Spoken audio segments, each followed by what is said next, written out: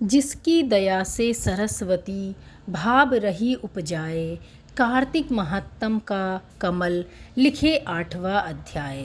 आज हम सुनेंगे कार्तिक मास कथा महात्म्य में अध्याय 8। नारद जी बोले, अब मैं कार्तिक व्रत के उद्यापन का वर्णन करता हूँ, जो सब पापों का नाश करने वाला है। व्रत का पालन करने वाला मनुष्य कार्तिक शुक्ला चतुर्दशी को व्रतव की पूर्ति और भगवान विष्णु की प्रीति के लिए उद्यापन करे।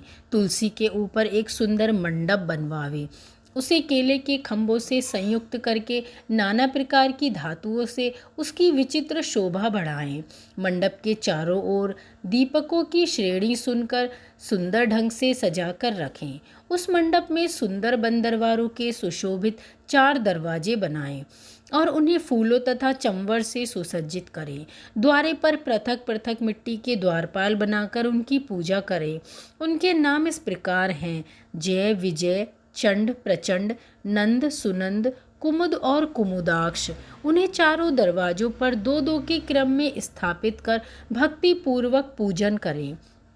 तुलसी की जड़ के समीप 4 रंगों से सुशोभित सर्वतोभद्र मंडल बनाएं और उसके ऊपर पूर्ण पत्र तथा पंचरत्न से संयुक्त कलश की स्थापना करें। कलश के ऊपर शंख, चक्र, गदाधारी भगवान विष्णु का पूजन करें।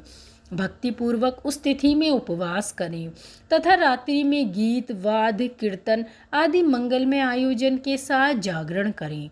जो भगवान विष्णु के लिए जागरण करते समय भक्ति पूर्वक भगवत संबंधी पदों का गान करते हैं, वे सैकड़ों जन्मों के पाप राशि से मुक्त हो जाते हैं। जो भगवान मनुष्य के निमित्त जागरण के रात्रि भर भगवान का कीर्तन करते हैं, उनको असंख्य गोदान का फल मिलता है। जो मनुष्य भगवान की मूर्ति के सामने नृत्य गान करते हैं, उनके अनेक जन्मों के एकत्रित पाप नष्ट हो जाते हैं।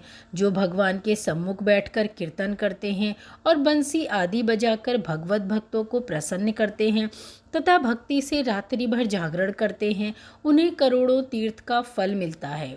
उसके बाद पूर्णमासी में एक सपत्नीक ब्राह्मण को निमंत्रित करें।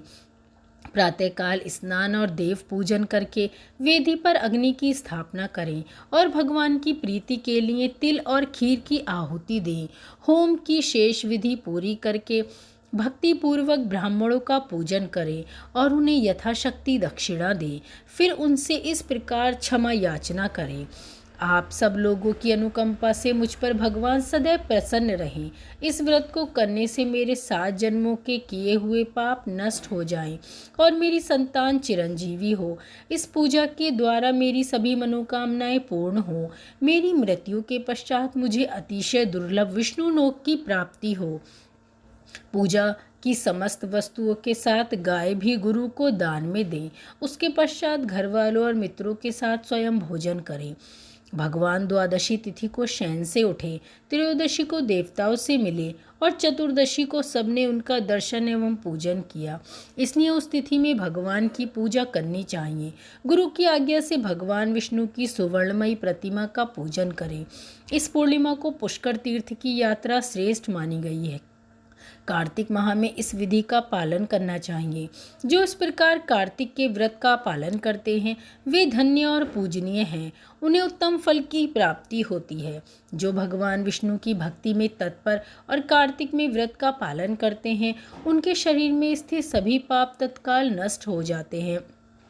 जो श्रद्धापूर्वक कार्तिक के उद्यापन का महात्म्य सुनता या सुनाता है, वह भगवान विष्णु का सायुज्य प्राप्त करता है और भगवान विष्णु की अनुकंपा उस पर हमेशा ही बनी रहती है और अंततः वह वैकुंठ को प्राप्त होता है। कार्तिक मास कथा महात्म्य अध्याय 8 समाप्त। अब हम अगली वीडियो में सुनेंगे अध्याय 9। दोस्तों, इसी तरह जुड़े रहिए हर अध्याय के लिए। इससे पहले के अध्याय और इससे बाद के अध्याय सुनने के लिए हमारे चैनल पर विजिट करें। धन्यवाद।